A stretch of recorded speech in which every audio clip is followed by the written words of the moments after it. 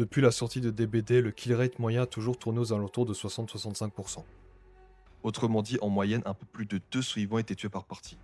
Et ça, tout MMR confondu. Sachant que celui-ci est souvent divisé en 3 catégories distinctes, le low, le mid et le high MMR, avec approximativement 70% des joueurs en low, 20% des joueurs en mid et les 10% restants en high. Mais à l'heure où on écrit cette vidéo dans sa version 9.3, la dernière en date, la situation a clairement changé. Le kill rate a subi une baisse significative passant d'une moyenne globale de 60 à environ 50%, ayant même atteint les 49%. Cela représente moins de 2 kills par partie en moyenne, ce qui est une première dans l'histoire du jeu. Donc pour cette vidéo, je pars du principe que vous jouez ou que vous avez déjà joué à DBD et que vous connaissez donc le jeu dans sa globalité. Nous allons donc vous expliquer point par point à travers différents chapitres pourquoi les tueurs aussi bien dans les statistiques que dans les faits ont de plus en plus de mal à s'en sortir en pub, autrement dit en partie publique. Contrairement aux suivants qui sont de plus en plus armés face à ces derniers.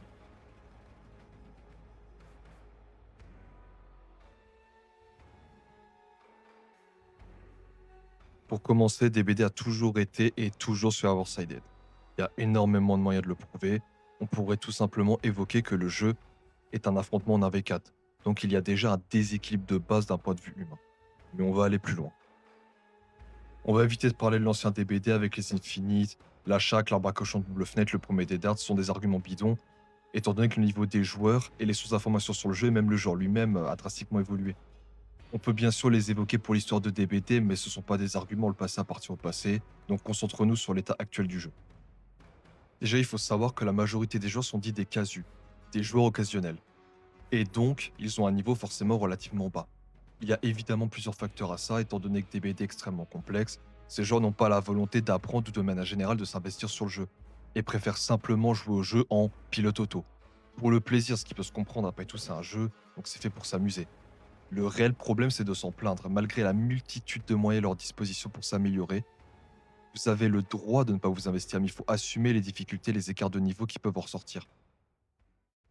A contrario, les tueurs, eux, aussi plus casus, ont une courbe d'apprentissage beaucoup plus rapide que ces derniers, étant donné que la compréhension, entre guillemets, et les mécaniques du gameplay sont beaucoup plus simples. Les tueurs ont donc l'avantage, et cela crée un déséquilibre autant bien dans les forces que dans les statistiques. Car je rappelle que chaque perk, chaque tueur et chaque map sont définis par des tiers. Et pour définir un tiers, on se base sur ce qu'on le peut en exploiter au maximum, donc au meilleur niveau. Le bas du panier, ça ne définit pas la force. Il n'est pas pertinent de juger le potentiel d'un tueur ou d'une compétence sur ce que vos grands-mères seraient capables de faire avec, c'est logique. Et ceux tout en haut qui la définissent. Ça a toujours marché comme ça sur n'importe quel jeu vidéo. C'est d'ailleurs pour ça, par exemple, que les méta n'existent pas à bas niveau, car les joueurs n'ont pas les moyens et les connaissances nécessaires pour les appliquer ou même les mettre en place. 70% d'entre eux représentent cette catégorie et ne sont pas la réalité du jeu, et sont tout simplement biaisés. Donc on parlera aujourd'hui d'un DBD pour des joueurs plus expérimentés, plus investis, qui sont certes une minorité, mais qui représentent de façon beaucoup plus objective et réaliste le jeu. Déjà, si on n'a pas conscience des éléments dits précédemment, on pourrait se dire que ce n'est pas très grave que le carry passe de 60 à 50%, que c'est entre guillemets un équilibre parfait. Cependant, les développeurs avaient eux-mêmes annoncé qu'un tueur devait viser un kill rate de 60%. Concrètement, on passe donc de plus de 2 survivants sacrifiés par partie à 2 voire moins. Alors que comme dit juste avant, plus de 70% des joueurs dont une majorité de survivants sont objectivement très peu performants en jeu. Mais alors comment cela se passe-t-il à plus haut niveau? Est-ce que les tueurs s'en sortent mieux? La triste réalité, c'est qu'à OMMR, les tueurs hors méta ne peuvent tout simplement rien faire. Ils ne peuvent pas mettre à cette pression ni appliquer une réelle stratégie adaptée à la vitesse des parties, ou ne peuvent tout simplement pas rivaliser contre une bonne utilisation des perks des survivants. Pour prendre l'exemple de la DBD League, les survivants disposent de perks et d'outils restreints afin de favoriser les tueurs. Oui, même les tueurs classés S tier. Ils n'ont pas le droit d'utiliser les mêmes perks contre eux et le tueur dispose du choix de la map. Oui, les tueurs aussi ont des restrictions, mais elles sont bien moindres que celles des suivants. Et malgré tout, les tueurs ne sont toujours pas assurés de gagner. Lors des DBD World 2025, en demi-finale, le ratio de kills était de 1,95 et en finale de 2,33 kills. Et dans la majorité des cas, on compte les hooks plutôt que les kills, avec des points bonus pour les hooks uniques, sachant que la majorité des tueurs joués étaient des tueurs A tier ou B tier. Oui, on a compté, et vous avez toutes les informations statistiques de la DBD World en description. Par ailleurs, comme vous avez sûrement remarqué, on voit souvent les mêmes maps pour certains tueurs comme Autohaven, Saloon ou encore Midwich. C'est normal, ce sont des maps considérées comme équilibrées. Et souvent, les tueurs ont 3 maps en attribution. qui les avantage, donc évidemment, ils sélectionnent celle qui correspond le mieux à leur stratégie. Par exemple, un Blight qui aurait, imaginons le choix entre Léry et Ormond, n'aurait aucun intérêt à jouer sur Léry, bien au contraire. Maintenant, imaginez des parties sans toutes ces restrictions, avec un même niveau de jeu, ce qui donne donc un désavantage conséquent aux tueurs dans tous les aspects.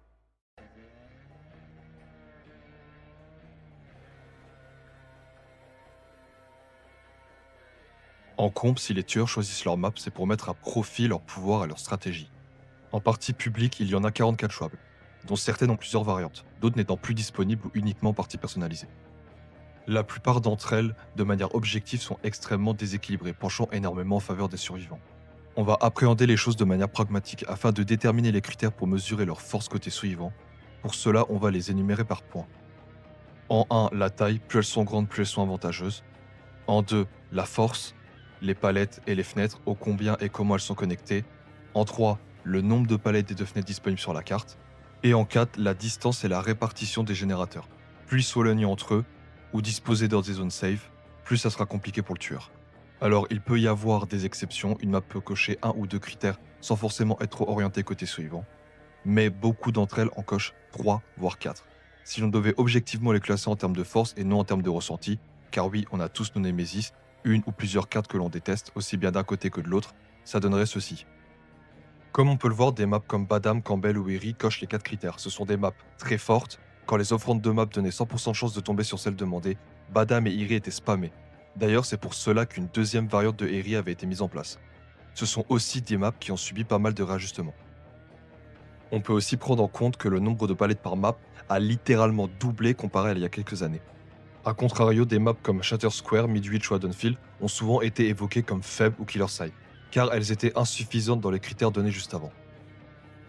Mais si l'on regarde les statistiques, on se rend compte qu'en réalité, les maps dites faibles pour les suivants ne creusent rien l'écart avec celles qui leur sont considérées comme fortes. En regardant de plus près depuis les dernières mises à jour, ces maps dites killer side compensent leur faiblesse par un nombre accru de palettes et de fenêtres. Les générations peuvent un petit peu varier, mais l'on constate que la densité de protection est bien plus élevée sur ces maps que sur les autres, qui sont pourtant sur le papier bien plus fortes. Un très bon argument serait The Game, plutôt moyenne sur le papier mais qui dispose de 25 palettes, dont la très grande majorité sont extrêmement safe. D'ailleurs, c'est une map détestée par la grande majorité des tueurs, et plutôt aimée côté survivant. J'aimerais souligner un point important, même si on peut généraliser les maps sur un plan de force, il y a certaines exceptions. Forcément, par exemple, Lery, qui est une map horrible pour la majorité des tueurs, est plutôt une bonne map pour Ghostface, etc. etc. On va pas les faire au compte-gouttes, mais vous avez compris.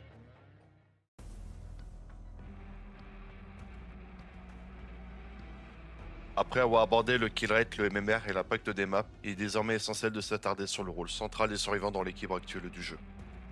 Contrairement à ce que beaucoup aiment penser, les survivants ne sont pas des entités passives qui subissent la partie. À niveau équivalent, ce sont eux qui ont l'avantage et certainement pas l'inverse. Leur objectif est simple, terminer les 5 générateurs et ouvrir les portes de sortie. Pourtant, les outils à leur disposition vont bien au-delà de cette simplicité apparente. En mid et MMR, il y a très peu de solo queue. La grande majorité des lobbies sont composés de teams organisés. Les survivants agissent donc pour le bien de l'équipe et non de manière individualiste. Si l'un d'entre eux commet une erreur, il peut immédiatement se reposer sur le reste du groupe pour la rattraper. Ils n'ont quasiment aucune faille et peuvent se sortir de presque toutes les situations, même les plus critiques. La structure même du 4v1 leur permet d'occuper toute la map, de se dispatcher efficacement et de multiplier les options. Leur coordination combinée à la force des maps leur offre une panoplie de possibilités quasi infinies comme le gen rush, la temporisation, anti-tunnel, anti-camp, etc. Les survivants disposent d'une quantité très importante de perks estières, dont certaines sont beaucoup trop fortes. Elles compensent presque toutes les erreurs possibles en réduisant drastiquement la pression du tueur. Entre les perks de seconde chance, endurance, haste et hook protect, les perks qui accélèrent les soins ou la réparation des générateurs comme hyper focus, capable de diviser le temps de réparation par 2, et d'autres perks absurdes comme couder, endosser le fardeau ou veiller qui s'éloignent complètement des principes même du jeu. Le fait de pouvoir jouer 4 fois les mêmes perks méta dans une seule équipe, par exemple 4 Dead ou 4 DS dans une même team, accentue encore le problème. Combinées entre elles, ces compétences permettent de gagner du temps en continu, d'offrir une multitude de secondes chances aux survivants, même quand le tueur a bien joué ses cartes, de nier le danger des downs, des hooks, et même d'annihiler toute possibilité de snowball pour le tueur, et surtout d'exercer une pression monstrueuse en début de partie. À cela s'ajoutent aux objets comme les trousses de soins, les caisses à outils, add-ons qui renforcent encore davantage les capacités à écraser la game et à effacer les erreurs. À haut niveau de jeu, les survivants maîtrisent aussi parfaitement les mécaniques avancées, Flash save, palette save, sabotage, body block, gestion parfaite des timings et des distances, chaque seconde est optimisée pour faire avancer le jeu. En passant aussi en revue certains bugs exploités en permanence par les serveurs comme le bug de priorité avec le spade, spam ball, palette fenêtre pendant l'invisibilité. La FOV Tech pour casser l'aim assist du tueur, l'Iron Tech permettant de fast vol presque n'importe quelle fenêtre, ou encore la très connue Crush Tech qui, à cause d'un problème de hitbox, rend inefficace le M2 de certains tueurs. Ces bugs faciles à exécuter et quasiment gratuits handicapent lourdement les tueurs et ne sont que quelques exemples parmi tant d'autres. Tous ces éléments constituent un arsenal sans foi ni loi destiné à gagner des parties sans même que le tueur en face ait réellement mal joué.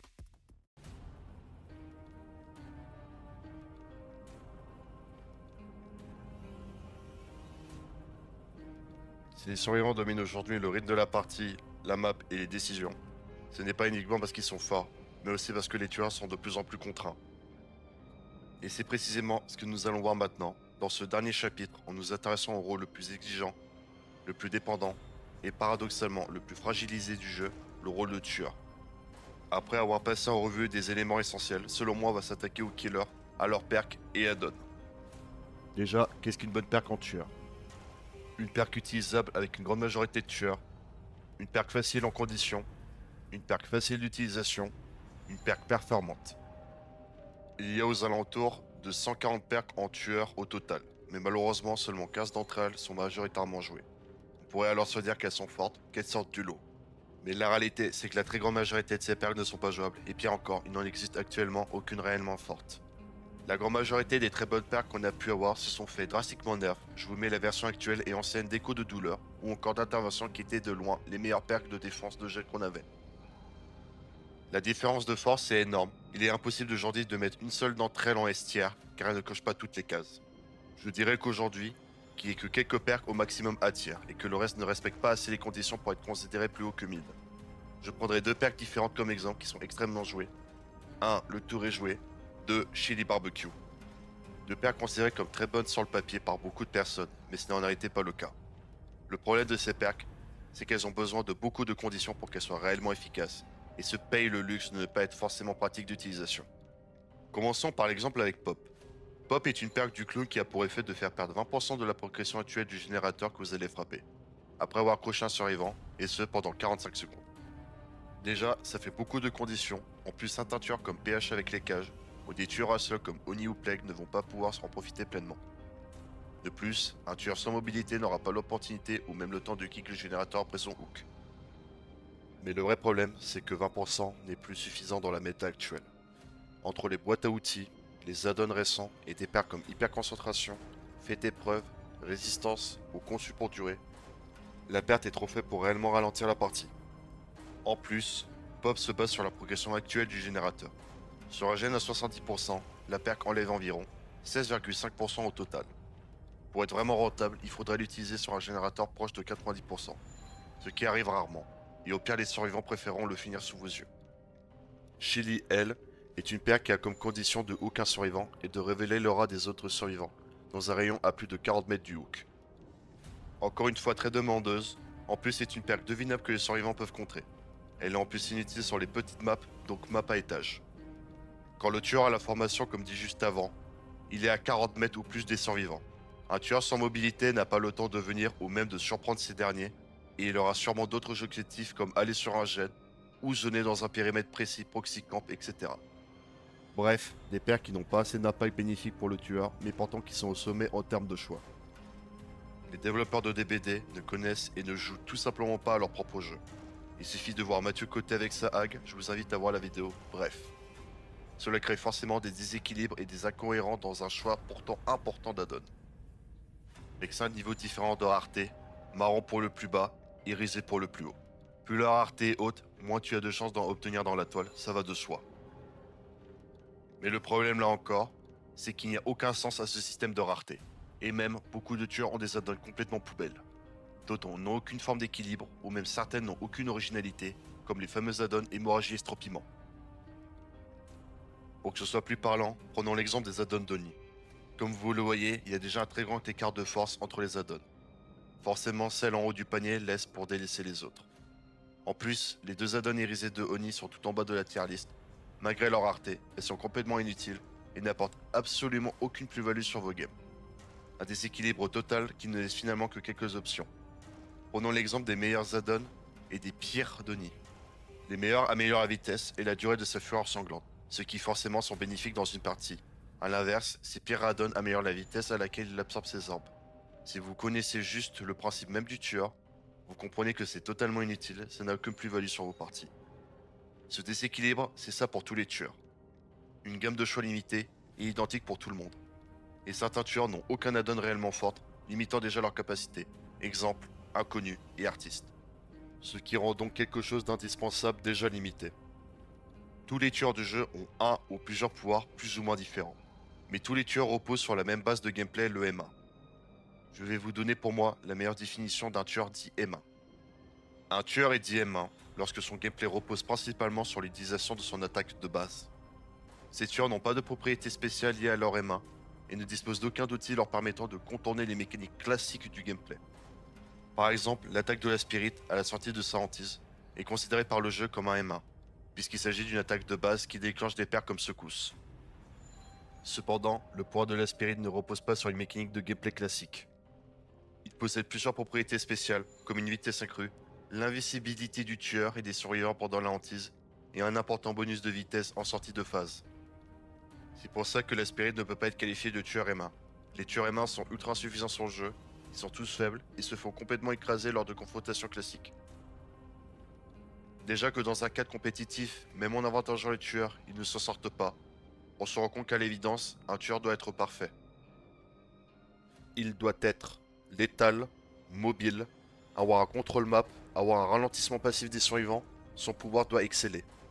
Il doit tomber sur une bonne map, ou du moins une pas trop désavantageuse, et emporter avec lui les meilleurs pairs qu'il donne à sa disposition, sans pouvoir se tourner vers d'autres choses. Il doit faire face encore à des hooks toujours plus éloignés, et des palettes avec des hitbox devenus démentiels, des shadow nerfs pourtant visibles, et qui d'après les devs ne méritent pas d'être mentionnés. Je vous invite à regarder par vous-même, c'est en description. Les tueurs dans le jeu depuis plusieurs années n'ont pas évolué avec le temps, contrairement à tout l'ensemble du jeu. On se retrouve avec des tueurs comme Huntress et Pyramiden, qui étaient avant considérés comme très bons, qui se retrouvent aujourd'hui à être à peine moyens.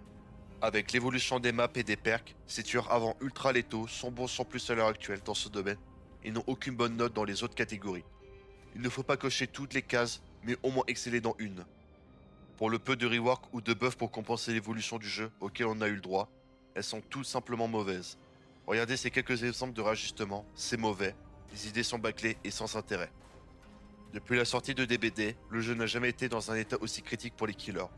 Si je devais conseiller un tueur à un joueur un minimum expérimenté, mon choix ne se porterait que sur un tueur A tiers, ou plus, car pour moi il est devenu inutile de se porter vers autre chose. L'amusement ce n'est pas que la victoire ou le fait de rouler sur ses adversaires, mais ça y contribue grandement. Tu auras beau aimer jouer, avoir atteint le skill cap, la limite d'exploitation de ton tueur, si la majorité de tes games se soldent par des défaites, et que la moindre victoire est extrêmement difficile, ou même parfois juste portée sur le facteur chance, je ne peux pas croire que tu puisses à la longue t'épanouir sur le jeu. Un joueur peut aimer jouer un tueur dit faible, et ne pas vouloir le changer malgré la difficulté du jeu. C'est son coup de cœur, et ce n'est pas à lui de s'adapter à une évolution totalement déséquilibrée. Ce sont plutôt les développeurs qui devraient retravailler ou faire évoluer le personnage pour qu'il reste viable dans le jeu. Ou bien faudrait-il simplement renforcer fortement un côté, ou au contraire affaiblir drastiquement l'autre. Être tueur aujourd'hui, ce n'est plus entrer dans une partie avec la certitude d'imposer sa présence. C'est entrer en sachant qu'il faudra se battre pour chaque seconde, chaque décision et chaque erreur adverse. Le tueur ne joue plus pour dominer, il joue pour tenir. Il apprend vite que l'intensité ne baisse jamais, qu'il n'y a aucun répit, que le moindre relâchement se paie immédiatement et que la perfection n'est plus un luxe, mais une obligation. À force, quelque chose change. Le plaisir devient une concentration constante. L'envie devient crainte. On finit par ne plus choisir un tueur parce qu'on l'aime, mais parce qu'il permet encore de rester dans la partie. On ne tente plus, on sécurise. On ne crée plus, on limite les dégâts. Et malgré ça, la victoire reste fragile, toujours conditionnelle, jamais acquise. Tueur avance seul, sans filet, dans un jeu où tout est pensé pour absorber l'impact de ses décisions. Il n'a pas le droit au relâchement, il n'a pas le droit à l'erreur. Alors il continue, par habitude, par défi, par attachement à un rôle qui autrefois faisait peur. Et tant qu'il faudra lutter pour simplement exister, le rôle de tueur restera ce qu'il est devenu, le rôle le plus exigeant et le plus ingrat de Dead Bad Deadlight.